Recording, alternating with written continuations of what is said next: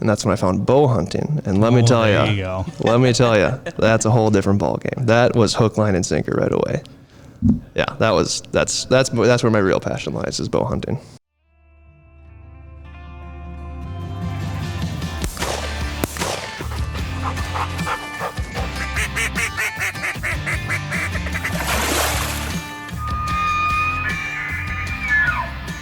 Welcome to the SCHEELS Outdoors podcast, your source for information on hunting, fishing, and all of your outdoor passions. Hello, everybody, and welcome to the SCHEELS Outdoors podcast. You know, for those of you who are tuning in quite a bit and following along, we've taken a little bit of a hiatus here the past couple of months, and it has coincided with November and December, which is a incredibly busy time here at SCHEELS. One, I mean, it's hunting season. Number two, it is Christmas time. And things just got a little hectic. So we apologize. For that. But hey, we're back here. And you know what? We brought reinforcements too. So for those of you watching on YouTube, you will see a new individual to the left of me right now, along with my co-host Ashley. Ashley, how you been?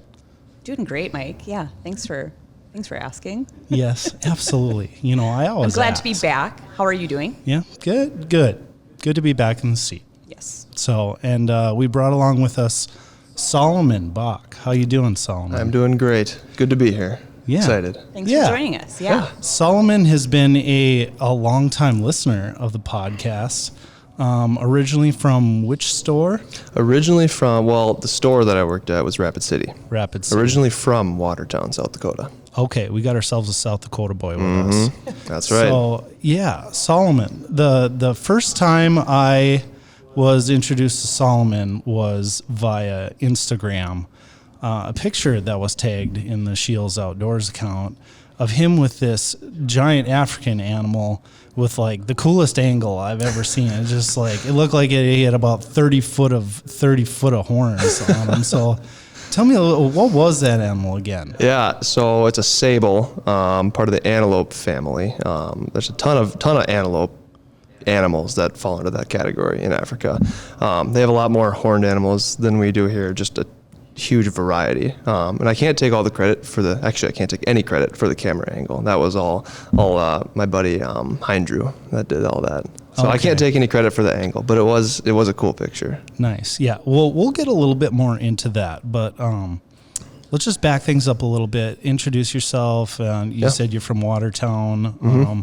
How long have you worked with SCHEELS? When did you start? Things like that. I started in October of 2022, so it'll be coming up on 2 years this year. Yep, I was in the store for a little over a year before coming here to Fargo to the corporate office. Yes, yeah, now we get to work alongside you, which has been nice. Yeah, it's been good. I've enjoyed it. We're rolling in my dream job right now so far, so it's been good. There we go, perfect. Yeah, it went from like, holy, look at that giant animal to, he's working in our office now. That's pretty neat. So, quick transition. And what were you doing at the Rapid City store? I was a part-time salesman in Hardline. So same type of thing, hunting, fishing, outdoors, all that stuff. And I mean, originally it was just kind of a filler job till I found something full-time after school, or after college, I should say. But getting into it, I mean, being able to be hands-on with the product all day, and we'll talk about it later, but I'm a big gearhead, so like I enjoy trying out a bunch of different stuff. So being hands-on with products in like the best retail store ever was like a super cool way to make some extra money and just have fun doing it. So that's originally why I had started at SCHEELS. Mm-hmm. Yeah, you just get that little taste of SCHEELS and then you're hooked. That's exactly right. That's what everybody says. We got you, buddy. It's true. Hook, line, and sinker. Oh, that's great. So, what did you enjoy most about working at a SCHEELS store? Yeah, I think the product would be a big part of it. Just being able to see what's coming out, see what's new, have a little bit of that kind of beforehand knowledge. Not always, but just being able to get hands-on with stuff like that. But also helping out the customers, because like when you see a customer looking for that certain thing, for me at least, I saw myself, because I'd go into SCHEELS all the time looking for whatever it is that I wanted, whether it was trapping or hunting or something like that, and finding somebody that knows what they're talking about and actually is willing to help you and wants to get you that correct product being able to be that person for a customer is super cool. So you can kind of see it from both sides, because I want to be both of those people. I want to be the customer because I like the product, but I also want to be the guy that knows about the product to help the customer. That's very cool. And that's one thing I'm a little disappointed I haven't been yet here at SCHEELS is like somebody on the floor, like a salesman. Because, sometimes I'll go into the fishing shop and, I'm just looking around, or maybe I just shot a video or something like that. And you see like guys looking at all the fishing lures and things like that. And I find myself striking up conversations like very easily with those people. It's like, oh, you're looking at those jigging wraps? So I do the podcast for SCHEELS, and we did like an hour discussion on these jigging wraps, talking about what rods to use, techniques, stuff like that. You got to check it out, and you got to buy that number 9 jigging wrap. Mm-hmm. And I like the white, So it's so easy to start a conversation talking about stuff like that. Like as a customer, as an employee, as just a bystander, like the whole reason you're in SCHEELS is because you like what the product is and like what the environment is. And being an employee, it's just like you get to be hands-on with it all day. Mm-hmm. So I did get to work in hard lines once. I bet you guys didn't know that. Let's hear it. No, I didn't. Let's hear it. It was maybe, inventory. Okay. Very special time of the year for our stores. It's the most wonderful time. So many years ago, I got assigned ammunition. Okay. Do you know how many boxes of ammunition there are? More lot. than 7. Yikes. I would say that is second worst. Yeah. First worst, fishing, Yeah. terminal tackle. So I was thinking maybe we could find a good spot for you in inventory next year. Oh, if only In I could be fishing, so lucky. Well, let's talk some hunting. We have like this great recruitment podcast going on right now. Yeah. Everyone wants to come and work with us now. No. Yeah, Solomon, you like hunting, don't you? Just a little bit. I do it here and there. Yeah. Occasionally. Big passion. Yeah. Yeah. Yeah. So when did you first get started hunting? Yeah, so that's an interesting story. I definitely got started later than most people. I didn't necessarily grow up hunting. My dad was the first one to take me out like most people, but it wasn't at a super, super young age. I think it's probably sophomore year of high school. So it wasn't real young, but went out with the gun that he got handed down to him, 243, and just was out looking for a deer. Wasn't anything much more to it than that. Wasn't looking for a buck or a doe, just a deer. Didn't have a passion for it at that time at all. It was just something that we did together, just as kind of a father-son thing. Went out, ended up getting something on the first or second time we had gone out. Didn't stray too far from the truck, I'll say that. It was definitely cold in the mornings that we went. But that was the first time I got exposed to hunting, to deer hunting, I should say. Grew up pheasant hunting, but that's kind of a little, I consider those different categories a little bit. But so yeah, that was the first experience deer hunting. Did that for a couple of years, where it was just kind of that, oh, let's go deer hunting this weekend, let's get a tag and that type of thing. So a couple of years did that, and took a little bit of a hiatus as I became a little bit more into basketball throughout the end of my high school career and into college. Played basketball in college as well, so didn't hunt much at all for like probably a 3 or 4 year period. But then after I stopped playing basketball in college, definitely picked back up, and that's when I found bow hunting. And let me tell you, that's a whole different ball game. That was hook, line, and sinker right away. Yeah, that's where my real passion lies, is bow hunting. Yeah, I'm with you 100% on that. Like, I'm so hooked on bow hunting too. Like pretty much any animal, I would want to shoot it with a bow. Oh yeah. Besides a turkey though, there's just something about shotgun. Yeah. Turkey. Yeah. I can see it. Yeah, absolutely. What's your favorite North American game animal to hunt? Is it the deer, or is it something else? Well, the deer. Well, let's see. Yeah, whitetail or mule deer, I think, are the only North American like big game animals that I've harvested. Haven't shot an elk yet. Haven't been successful there.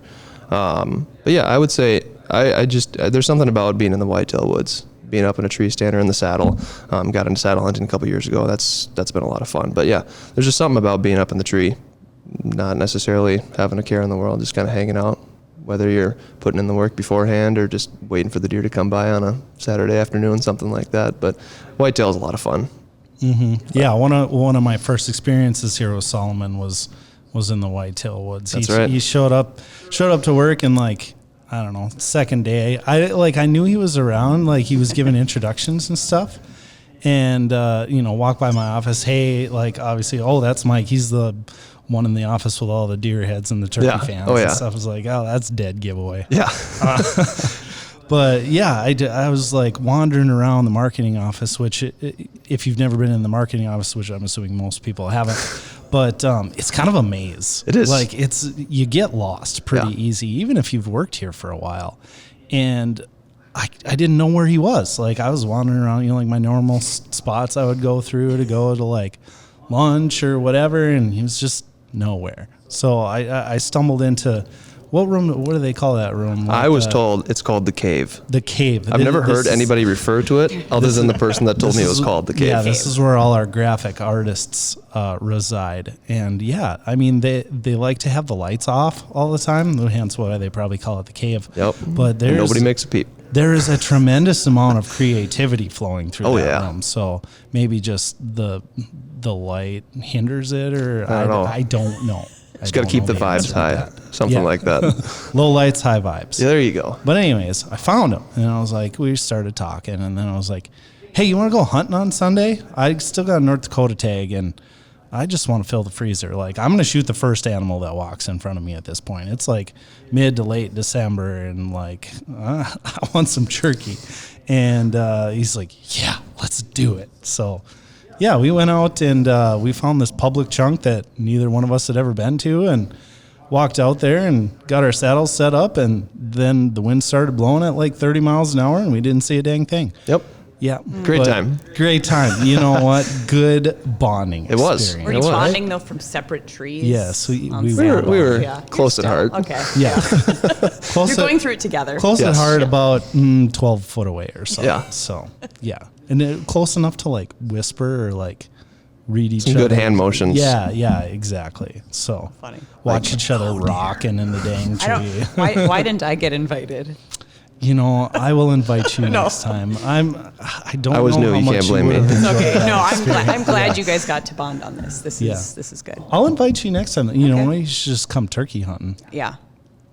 That's what I hear. He tells me that's what I have to start with. That's the best way to get people introduced to the sport. Like for people that haven't hunted before, getting your kids, you can stick them in a ground blind if they have ADD and want to move all the time. Like you can stay hidden, and when you watch that first turkey or you hear the first one gobble back at you, you just like lose your breath. It's wild. And then you see them like come in and strut, and like if you get lucky enough, one of them might attack your decoy, and yeah, it's a rush. Yeah. Absolute rush. I need to learn more about turkey hunting from you, because I was spoiled and then not spoiled. So first year, quick tangent. First year I went out, which was not that long ago, probably 4 years ago, with a bow. Never shot a turkey with a shotgun. So with a bow, went out because I could get the tag just over the counter easy from South Dakota, and then didn't even set up a blind, just had 2 decoys, like the little foam collapsible ones, set them out where I had seen some turkeys in the past while I was deer hunting,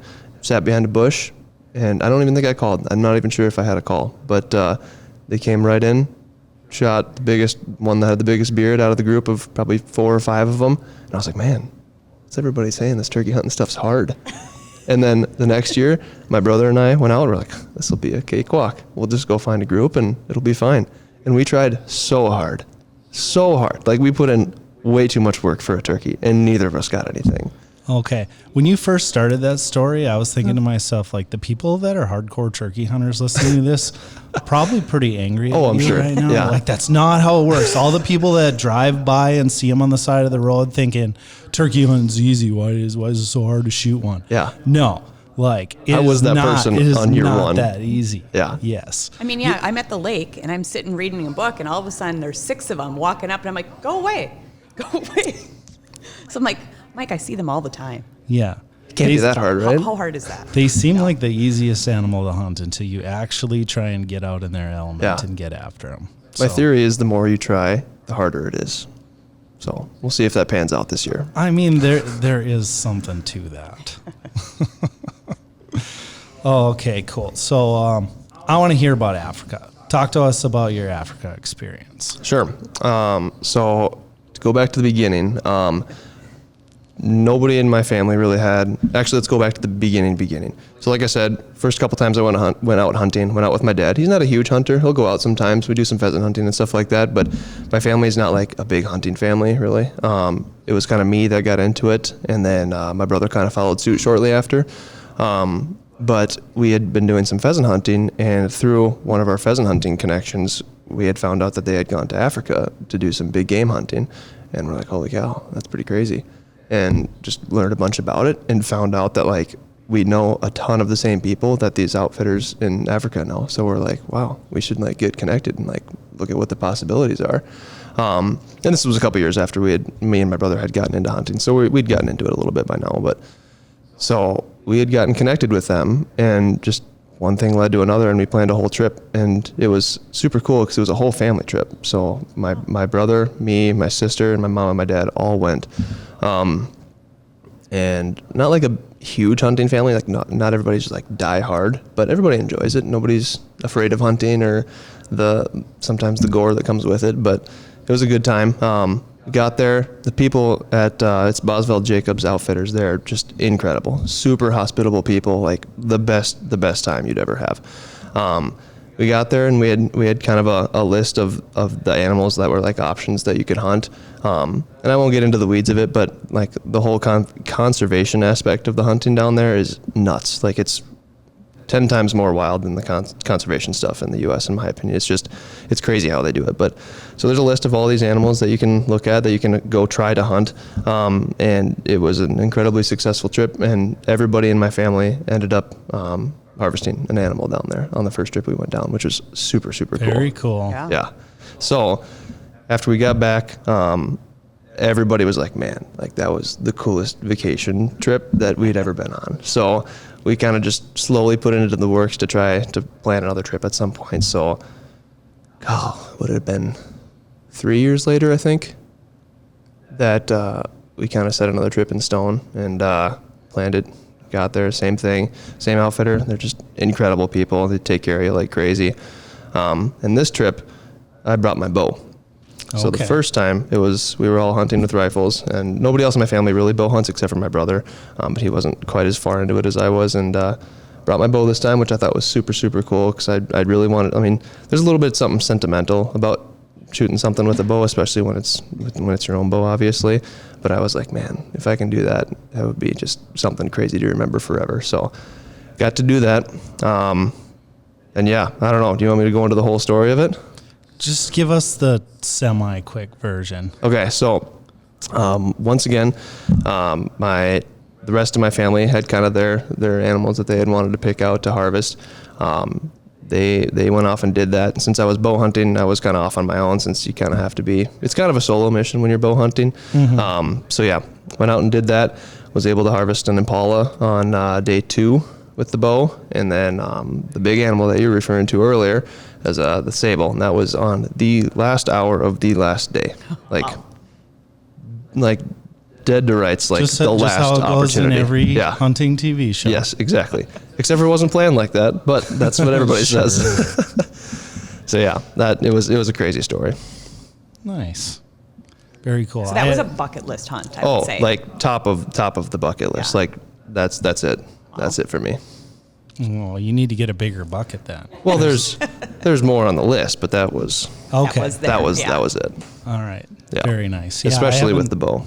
I haven't been to Africa yet. It's on my bucket list as well, but yeah, not super cheap. But no, we got to save up a little bit, and then I got a new connection now. So, there you go. So I got we'll get you set up. Yeah, there you go. All right, we'll get you set up. Okay, so you talked a little bit earlier about being a gearhead. So I want to hear what are some of your top products, or like maybe must-have items. Yeah, 5 essentials. Essentials for hunting, or just? I'll leave that up to you. Yeah. Okay. Well, first of all, I have to blame SCHEELS for me becoming a gearhead because of the immense amount of products that I had access to. It happens. Yeah. So, number one piece of gear, I would say, would be the bow. Just because it's versatile, you can use it for multiple applications for hunting, turkey, deer, whatever. So, that's got to be number one. That's the first thing I pack in. Second, let's see. Probably binoculars. I've got a nice pair of Zeiss binoculars that I got, and they come in handy. Mm-hmm. They come in handy. I'm not a huge spotting scope guy, though. I don't know why. I don't use one super often. Well, it depends on the quality of binoculars you have, too. That's true. If you just got, like, a cheapo pair, a spotting scope is nice to have. Because, that's true. Like, I've noticed that, too, when you get a good set of glass. Like, you find yourself, you can really see things well. When I want the spotting scope is like when I want to determine, say I'm hunting out west, like, okay, I know what that animal is, but I need to determine whether or not I want to chase it or not. Yeah, it's a shooter. Mm-hmm. Yeah, yep. So binos, let's see. I am a big fan of the jet boil. Okay. I will say that. And it's got to be looped in the same category, but the freeze-dried meals, those are pretty good. And so that'll lead me to a quick tangent of the Utah elk hunt that I went on this last year. Unsuccessful Utah elk hunt. But it was a good time and I learned a ton. But those freeze-dried meals when you're on the mountain are just like the best. Yeah. Because it's like, it's not a bagged tuna and it's not gummy bears. So it's like a 5-course meal. Don't you be dissing gummy bears. Oh, no, they're good. But Okay. on day 6 or 7, it's like, Oh, gut rot. I would like I was just about to turn this off and say Solomon had to go somewhere else. Yeah. He's no longer here. no, gummy bears are definitely on the list to pack for food. All right, another quick tangent. I have a ritual with gummy bears, actually. I don't know how many people know this. I spend a lot of time out hunting west in the North Dakota Badlands, and I stop in Belfield, North Dakota at the big gas station there, and I always buy 2 packs of gummy bears. That's the first thing that I do when I get there. Top priority. Yeah, priority gearhead over number here. 1. Gearhead, yeah. Gummy bears. Gearhead, Mike. Yeah. Comfort, though. Gummy You got to be bears. comfortable. Right. Yeah. And you don't get the cheapo ones 2 either. packs. It's those, what is like Albanese, whatever. The white package. The white pack, man. Those are delicious. Yeah, And that's it's top a tier. quick little energy hit too. Yep. Pack gummy bears. Pro tip right there. That's Mike tip number The Albanese 1. ones, that's Number top 1. tier. Yep. Absolutely. No Yeah. skimping. So do you need to pre-open them before you get out there? So You don't have to, but I find myself opening them because I can't resist. They're always them. open. That's the trick. Yeah. Yeah, for sure. Yeah. So what's that put us back at? to some, let's hear. Is that 3? Is that 3 or 4? We'll you say said it's- 3 was going to be. You got the bow, you got meals. the binoculars, you got jet boil Yep. / freeze dried. Yep. I'm lumping that into 3. one category. Okay. So you're at 3. Okay. Give us one that's a little bit more obscure because, I mean, bow and binoculars, that's more Yeah. essentials. That's true. That's true. But we'll still keep them on the list. This is harder than I thought it was going to be. I'll be honest. I thought this was just going to be easy. Your list. That's these what I things, do. yeah. Man. I think it might not be super obscure, but socks. Everybody overlooks socks. Like having an extra pair of socks when you're hunting is like a game changer because wherever you're hunting in the Badlands, you might not run across like rivers and stuff like that as often. But if you're You'd elk be hunt, surprised. yeah. Well, then there you go. It's not necessarily rivers. It's those creeks that you see on like Onyx, and you think like, okay, that's probably dried up, and then you get there and you're like, oh, that's not dried up, and I don't know if I can jump across it, and then you try and jump across it, and then you don't make it. No dice. Yeah, not that that's ever happened. But if it were, But if it were to happen, a that nice extra pair of socks. yeah, comes in handy. Yes. Okay, last one. Man. This is tough. Stop. All right, you know what? I'm okay. going to fill in your last Okay. one. All right. You got it. Go for So, it. Go for it. I mean, I don't necessarily call myself like a gearhead, but like I dabble. Yeah. So I'm gonna say one of those units that will like attach your phone to your optics, whether it's like a mag view or something of that aspect. Mm-hmm. If you've never played around with those, that's legit. Because I mean, like I'm really into videoing my experiences and stuff, and like obviously you have your phone with you, you're looking on X, or you're making sure like you can contact people if things happen or whatever.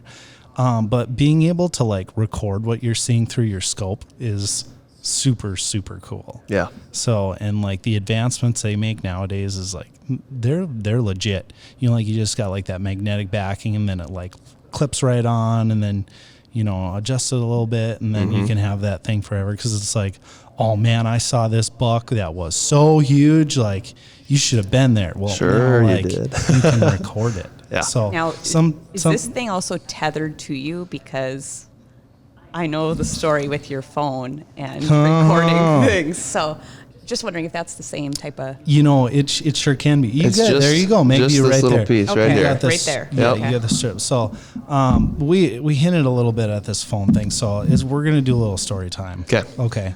So if anybody follows along with our social channels, Facebook, Instagram, like that's my normal job. I run that.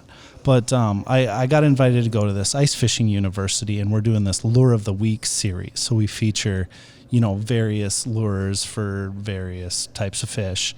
And we had two of them that we were going to film with a couple of our experts, one from St. Cloud and one from Eau Claire, our experts. And what we were doing was we were going to like record the experts talking about the lures and what sorts of rods and setups and stuff, and then we wanted to catch fish with them. So we struggled finding fish, but it was like, okay, let's get some underwater footage, because I had a camera with, and set it up, and I got into this spot that was like 16 or so foot, and it was right off a weed line, felt good about it, and I put the camera down and was like, oh, we got some fish. All right, sweet. So first one I have is the Canderous K-Rip. So I have just like one of those portable underwater cameras, so I didn't have like the device that like locks the tripod cord thing? and the tripod deal.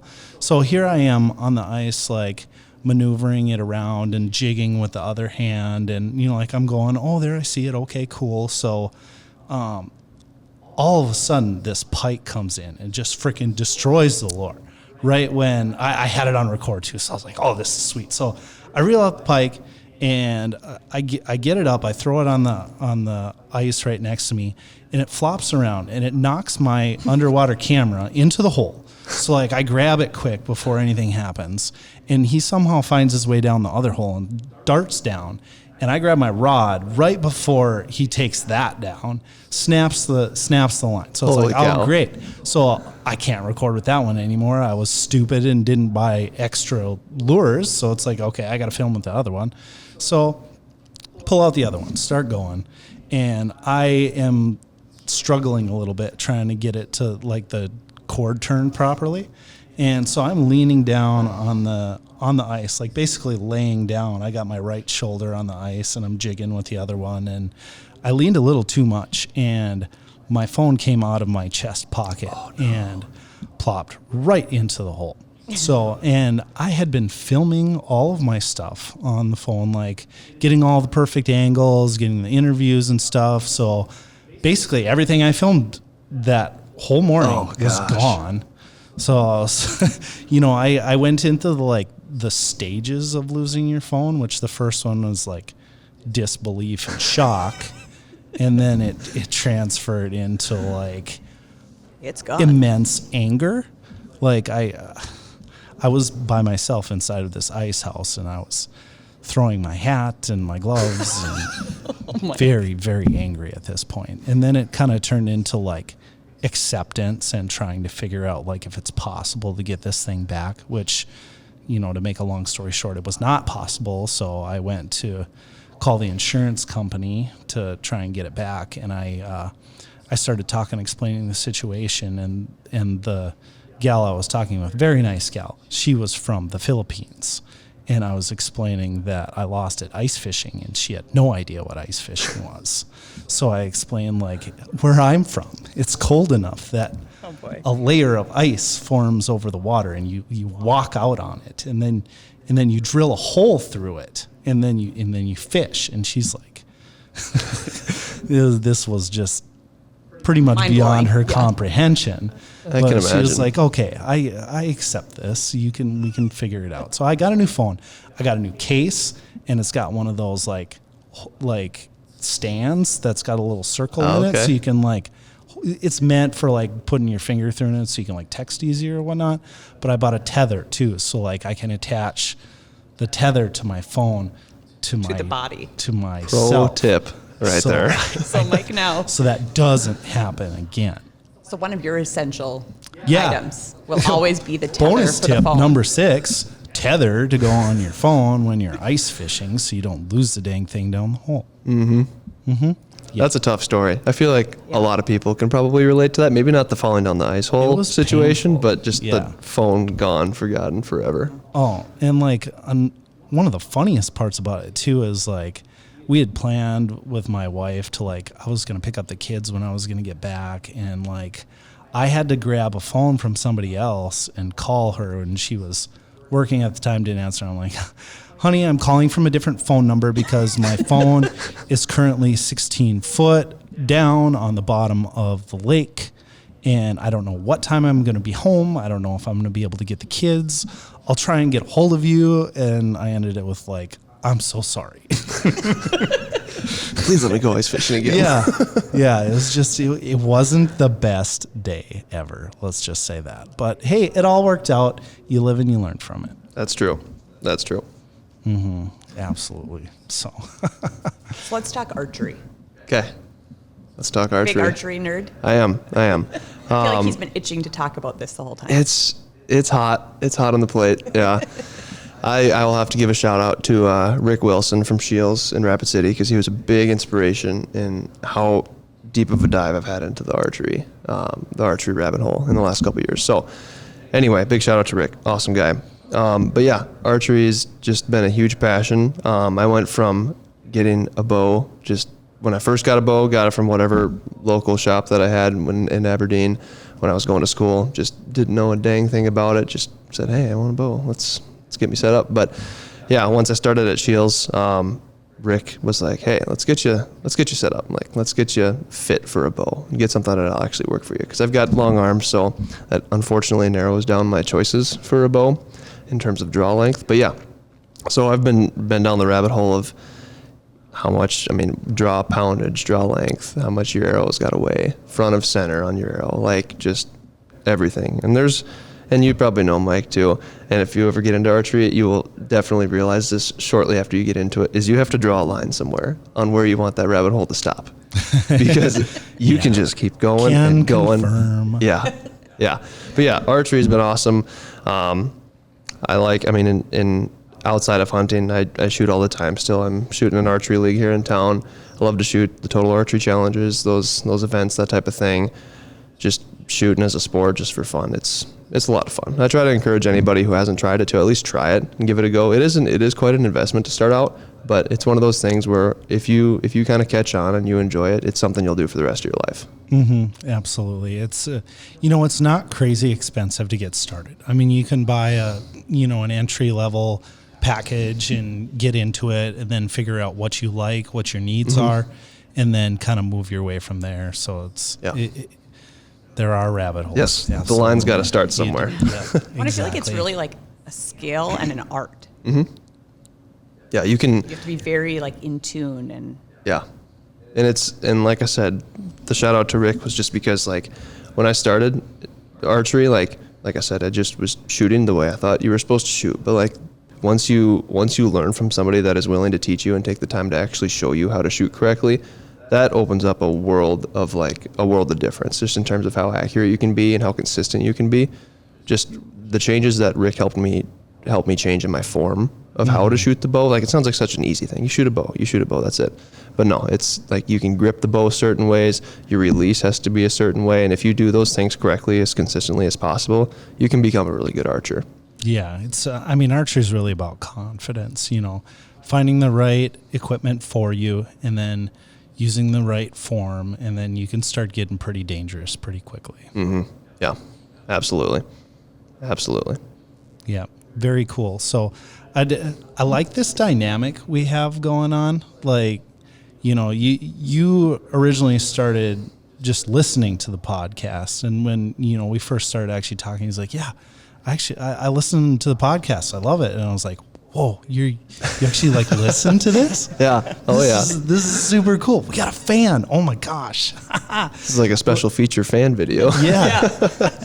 Yeah. So, and now you've transitioned into like being behind the microphone a little bit. So, coming from somebody that started listening to somebody who's talking now, like, do you have any questions for us? Yeah, absolutely. I mean, first of all, Ashley, I would like to say, well, thank you guys for both welcoming me on here. Obviously, first of all, it's awesome. I appreciate you guys having me. It's been nothing but a fantastic ride so far. But since I am new to town, and you are from Fargo, correct? From Fargo. Okay. What do I need to know about Fargo? Oh boy. Do you know about the wood chipper? I don't. What's the wood chipper? Jeez. So, No. I mean, From the movie Fargo, it's at the community center. It's Okay. it's and an you gotta- iconic thing. Ashley, but- you got to answer this from a perspective of like people in California or from Right. Maine can be listening to this. Like the wood chipper. And I've never been to Fargo, What is but I've heard of it and I've watched the movie. Right. So, we do not sound like the movie. speak for yourself. Maybe I don't do. you know? I Oh, yeah, probably you do, betcha. Yeah, I've been told once or twice I've got an accent, so it is what Right. it is. Oh, yeah. They're like, are you from Canada? No. Oh, yeah. But close. Pert near. Yeah. We have like such a cool community here that all different seasons, like this weekend, there's outdoor festival going on.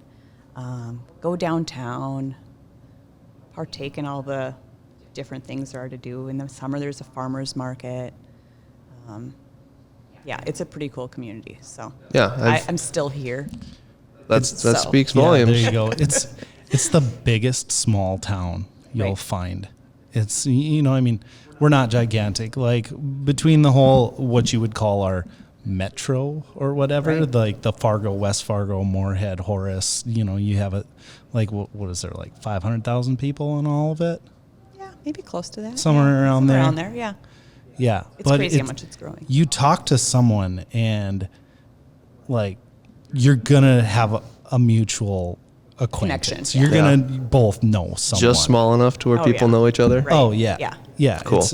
It's big enough you can get what you want, but it's small enough where like you can have a conversation about someone you both know. Cool. That's awesome. Yeah, I'm excited to kind of explore, and obviously we're in the winter months right now, so exploring is tough at some points, but it is like 50 degrees outside right Yeah. now on January 30th or But I 31st can or something. give you lots of like restaurant recommendations. I will and places absolutely too, but, take you up on that.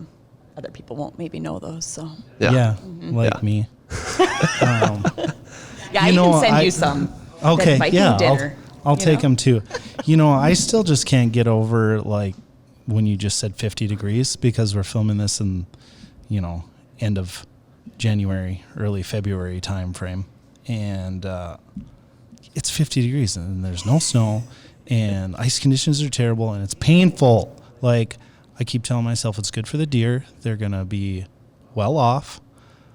But I like ice fishing, and this is not helping me ice fish. So ice fishing, do you do much of that? I do, yeah. Okay. I've gotten a little bit more into it the last couple of years. Once again, it's just kind of something me and my brother do. I haven't explored a lot of different lakes. I've kind of stuck around my hometown, that Watertown area. There's some good lakes around there, but yeah, we've gone out a number of times and we've gotten the chance to use some forward-facing sonar and a lot of those hot new products that definitely help a little bit. But I will say that the forward-facing sonar, to the people that think it's a cheat code, I see where you're coming from, but also I used it this entire weekend last weekend and caught like 2 fish. So it does not help you catch the fish all the time.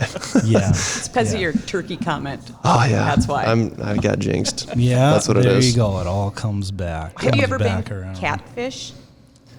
Fishing? Yeah. I have. Well, I've caught catfish, but not like I haven't gone Okay. catfishing. But I've heard The is Red it- River. That's what I've heard. Yeah. I might need to try that out. We interviewed some people that they It's a caught some hidden big gem. ones. Is it? Yeah, it's a hidden gem. Maybe not anymore. The word is out. Yeah. Yeah. It requires a little bit of effort, and you got to go out there, and not a lot of people do. But Yeah, you can catch some nice fish in the red. Yeah, I'll have to check that out. Definitely, I've done a lot more ice fishing than I have open water fishing. So I would definitely need to take some advice from people that know how to open water fish better than I do. But yeah, absolutely. They noodle in the Red River. Is that with your hand? I'm just kidding. Yeah, they Is don't. that what that is though? Okay, that's what I thought. You I fibber. tried. No, I'm like, no, I can't tell you that. Yeah. I mean, people probably try, but That would be. That's that looks intense. That's more of like a southern thing. Yeah. But yeah. I mean, maybe people do. Maybe we should stop talking about it so we don't wreck noodling in North Dakota. Oh no, nothing wrong with it. It's fascinating how they do it. Oh, absolutely. Yeah. So I do have one more question for you, Ashley. I'm a couple, but so tell me a little bit about your fitness journey and the just kind of athletic and nutrition lifestyle that you've lived. Because I've heard a little bit about it. I don't know a ton about it. And being a former athlete, hitting the phase of my life where I don't have something like scheduled to do as like a workout, but wanting to kind of stay fit and stuff like that. What can you kind of recommend? Just tell me a little bit about what you've done in the past and kind of your story for that. Oh yeah, I've taught like group fitness classes, done nutrition coaching, but definitely like I wasn't an athlete, and it became a passion as I needed to make health and lifestyle changes, and so I got more passionate about it. And just every year would just progress into something different, from running half marathons to doing fitness competitions, and just really like the whole like health aspect in general, I guess. And so like focusing on whole foods and just making it a priority of like, how can I, live a long and healthy life? And it's like, okay, by keeping my body moving, strength training, and just eating whole foods really is what it comes down to. And then there's all these different biohacking things I like to test.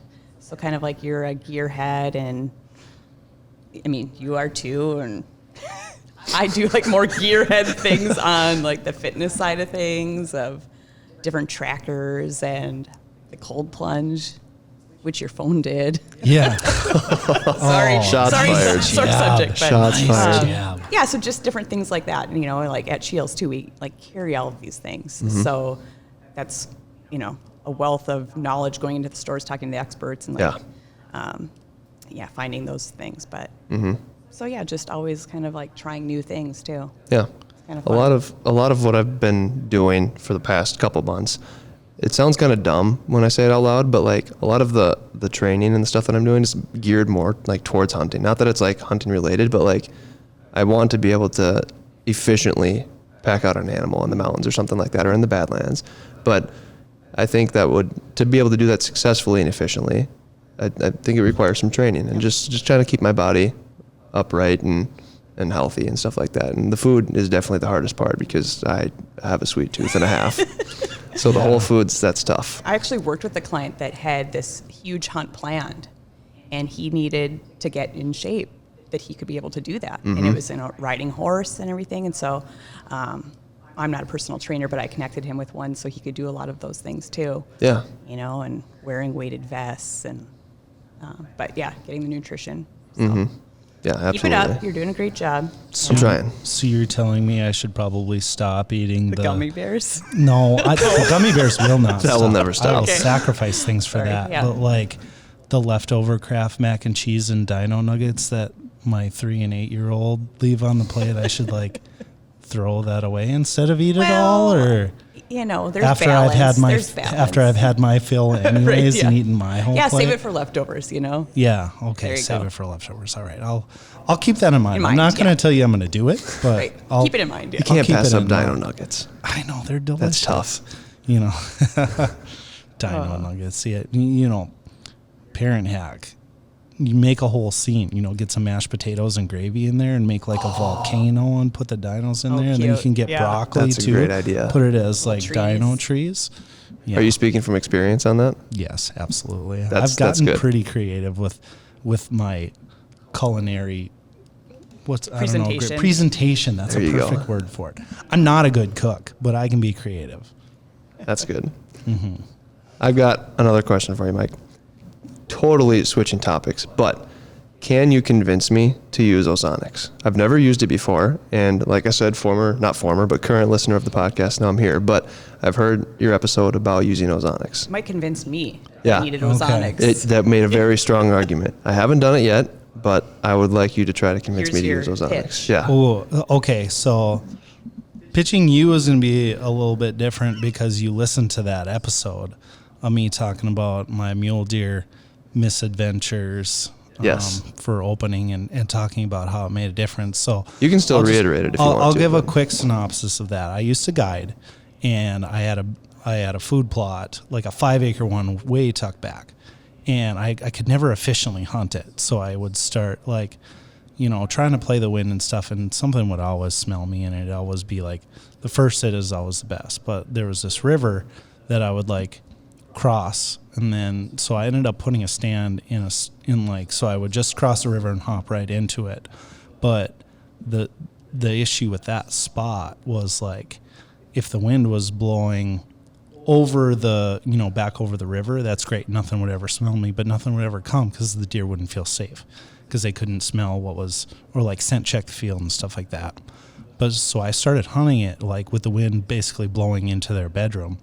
And I would run, I'd do a permanent blind, and I'd run an Ozonics, and I'd open one window, I'd run the Ozonics. So all the scent was in that one single spot, and then would blow out, and the Ozonics would basically destroy all the odor. So there could be 30 deer out in the field in bow range, downwind of me, and they wouldn't pick up their heads because I basically cheated scent. So that's kind of the synopsis of that, but it's just crazy what that can do on a molecular level, just breaking down your scent and pretty much destroying. Because if you bow hunt, you've been winded, you've been stung, and it's just that's the quickest way to destroy stuff.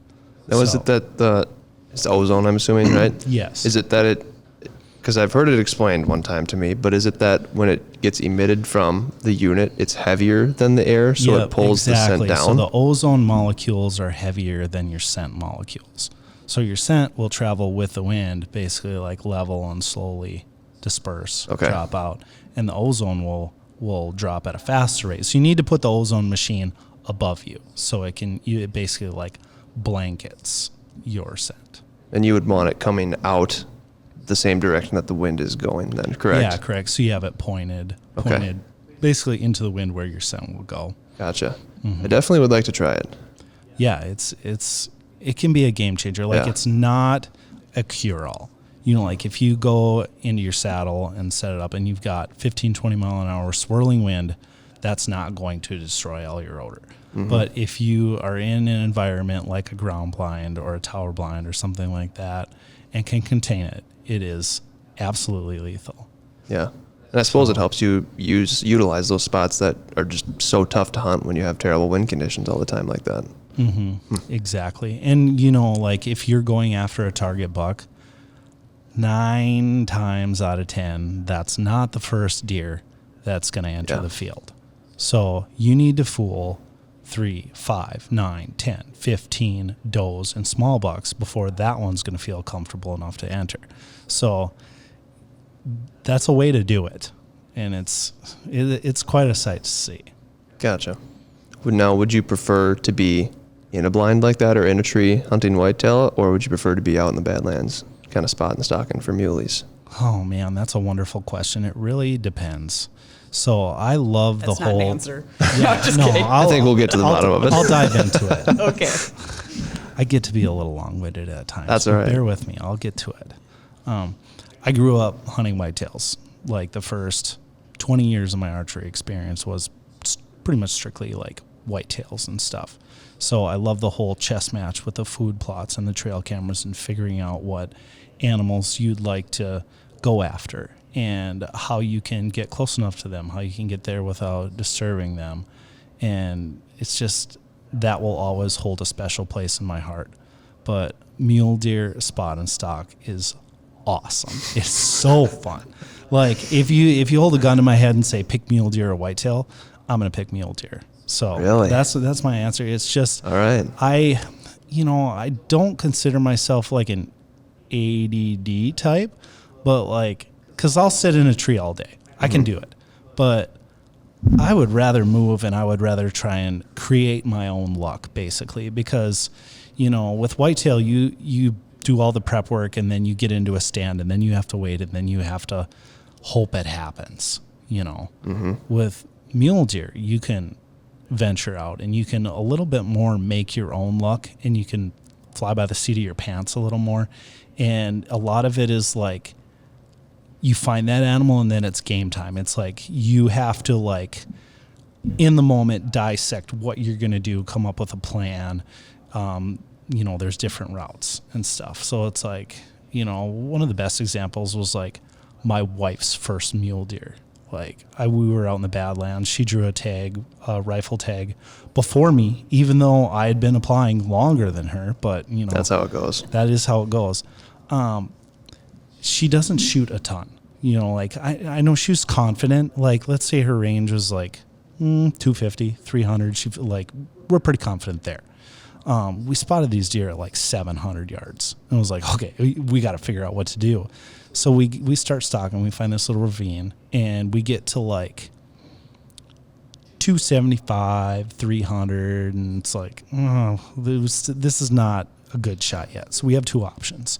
We can go to the right of this ravine, and we can, you know, like, we have this slight chance of getting winded, especially if it swirls. And you never know once you get down into these like ravines and stuff what's going to happen.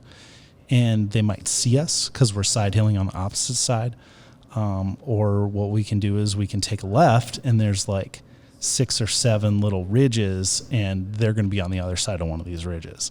So we decided to go route number 2, which means like they're going to be right in our lap.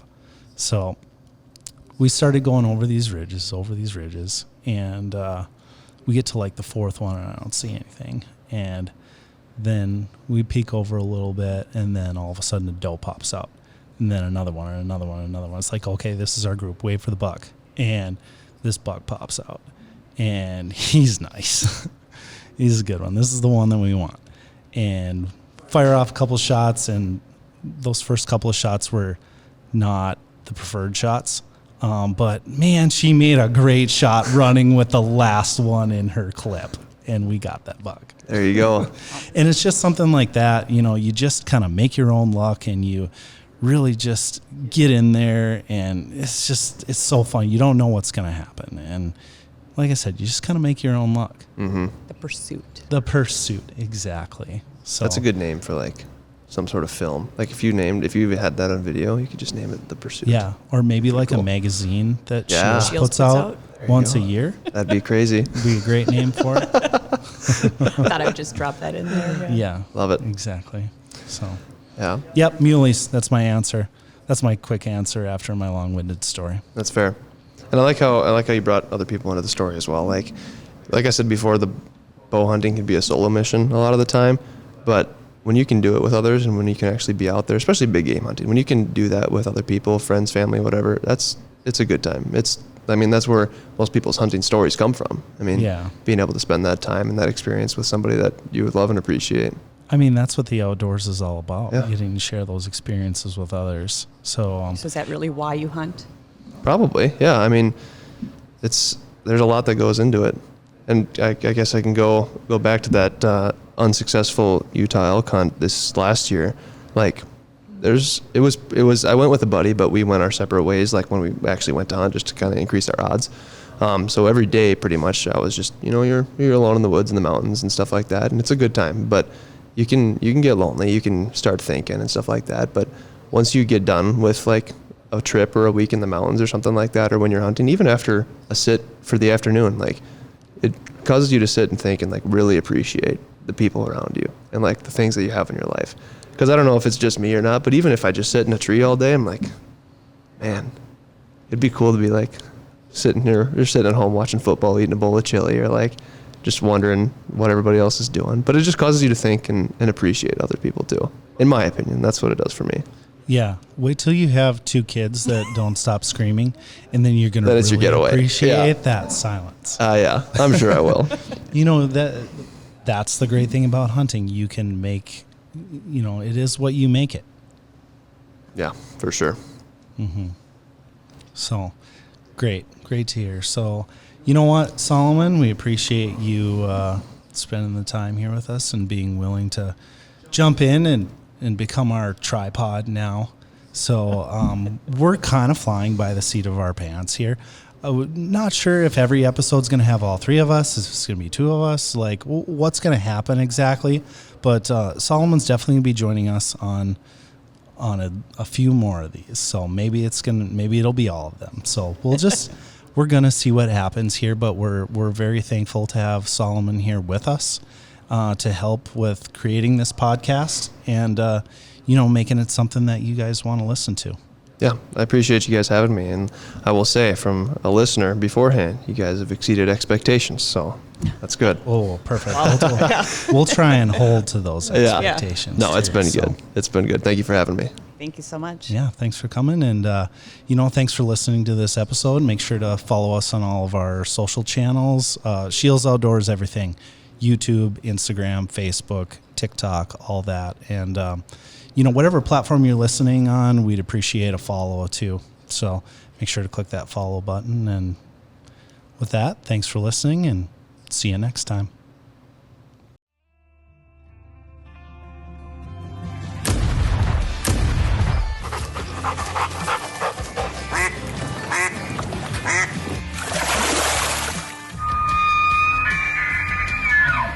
Thank you for listening to the SCHEELS Outdoors podcast. Stay tuned for future segments and visit our social media pages, SCHEELS Outdoors on Facebook and Instagram for daily updates.